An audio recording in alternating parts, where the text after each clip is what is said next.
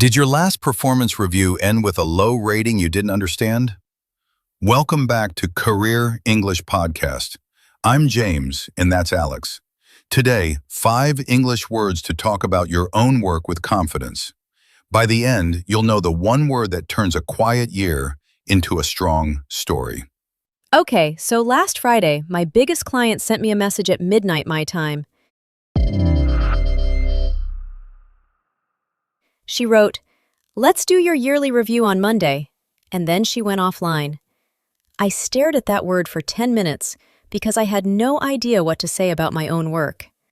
That happens to a lot of freelancers, and it happened to me too. A client review is just a meeting where you talk about your work, and then they give you a rating, like good, very good, or not enough yet. It's not a punishment, but many people walk in with nothing prepared. Here's my problem. I opened my notes and wrote, "I did many works this year," which sounds wrong even to me. I hit my target on 2 projects, and one big win was the Turkish app launch, but I can't say any of that out loud without shaking. Small fix first. We don't say many works. We say a lot of work or many projects. And you just gave me 2 strong results. You only hid them at the end of the sentence. That Turkish launch belongs in your review, right at the top. Wait, let me push back. Isn't it rude to talk about my own win? In my country, we wait for the boss to notice. I understand, but in most international teams, nobody notices for you. Your client has 10 freelancers, a busy week, and a lot of open tabs. So you say the facts calmly, with numbers, and then you stop talking and let her think about them. Fine, I'll test it. But my English gets shaky when I'm nervous, so I need the exact words, not the idea. Give me the 5 words and I'll put them on a sticky note next to my webcam. Let's take them one by one. First, review. A review is a meeting or a report about your work over a long period, usually a year. Your client says Monday, and she means everything you did since January. On Upwork, I see this all the time. Clients write quarterly check-in or feedback call, and it's the same thing wearing a friendlier name. My rule is 3 examples ready before the call because an empty answer feels much worse than a nervous one. 3 examples is a good rule, and keep them in one file all year, because in December, nobody remembers March. Now word 2, rating. A rating is a score or a level someone gives your work, like stars on Upwork or 1 to 5 inside a company. But a rating feels so cold to me. Can I ask my client why she gave me a 4 and not a 5? Or does that sound pushy? You can ask, and good clients respect it. Say, "Thank you for the rating. What would move me to a 5 next year?" That question sounds calm and professional, and it gives you a plan instead of a bad feeling in your stomach. Okay, I like that. It turns a cold number into a conversation, and I get to keep my face calm on the video call. I'm writing that question down right now.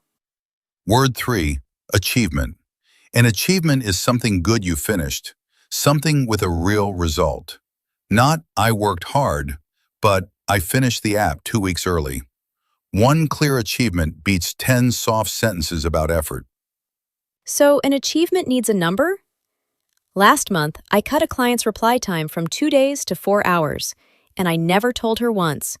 That achievement is just sitting in my inbox doing nothing. That one is perfect, so use it. Now word 4, target. It's the number or the goal you agree to reach. I promised 20 designs this quarter, and I hit that target. Works perfectly on any call. Hold on. What if I miss my target because the client was slow with feedback? Do I still say the word, or do I quietly hide it? Say it and say why. I missed the target by 2 weeks because I waited 11 days for files. That sounds honest, not weak. Now the last word, win. A win is a small success you can point at with your finger. I like this word more than the long, formal ones, honestly.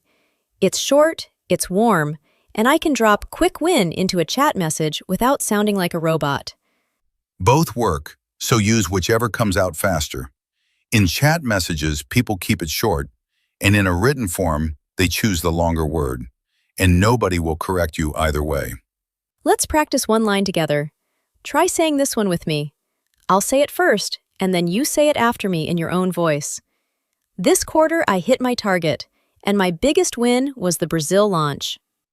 Say it slowly, because the strong sound falls on hit and on the name of the project. I hit it feels finished and solid to an English ear. And when you name a country or a client, your sentence becomes a picture in her head, not just noise. Okay, new scene. It's Tuesday, 7 in the morning for me, and my client in Chicago joins the call. She opens with, "Let's start your review. I've already written your rating." My heart went very fast. Good, so you already know the shape of the call. She gives the score first, then she asks you to talk. That's the moment for your list, not for, "I did my best." Start with your biggest achievement and keep it to 2 sentences, because long stories lose people fast.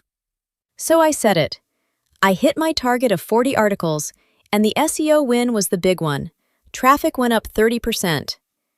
She stopped typing and asked me to repeat the number. That silence is the sound of a client changing her mind, and numbers do that to people.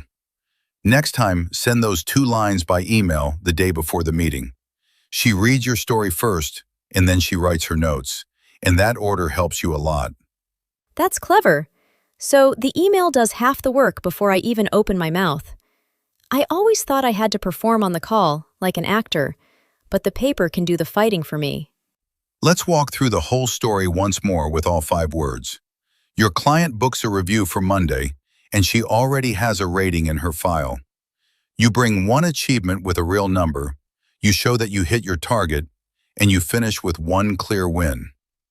One more line to practice, and this one is for the end of the call. Say it with me, slowly. My strongest achievement this year was the new payment system. It was a real win for the whole team.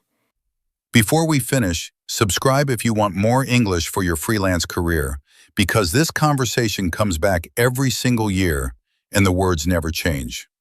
Next episode, we talk about asking for more money after good feedback, and the polite sentences that keep a client warm.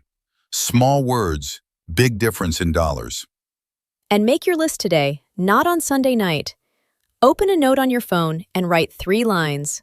What you finished, the number, and who it helped. Future you will be very grateful. That's all for today, and thank you for spending 10 minutes with us. Try this in your next email. Come back next episode and tell us how it went.